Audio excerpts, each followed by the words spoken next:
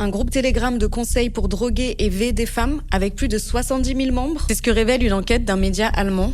On pensait avoir tout vu avec l'affaire Pellico, mais finalement, on se rend compte que ces pratiques de soumission chimique dans le but d'abuser d'une victime sont bien plus répandues qu'on ne le pense. 2 journalistes allemandes ont enquêté pendant plus d'1 an sur un réseau de groupes Telegram dont l'un compte plus de 70 000 membres. Et ce qu'elles ont découvert est absolument sordide. Sur ces groupes, des hommes de plusieurs pays partagent des vidéos de femmes inconscientes qu'ils ont droguées, mais aussi des actes sexuels qu'ils commettent sur leurs victimes.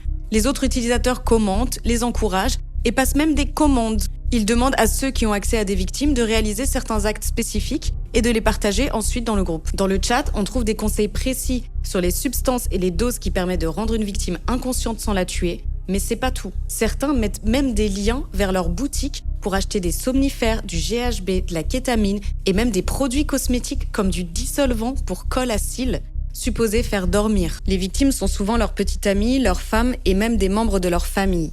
Tout comme dans l'affaire Pellico, certains vont jusqu'à proposer leur propre femme à d'autres hommes. Mais que fait la justice? Les journalistes ont contacté les autorités police allemandes, canadiennes, américaines.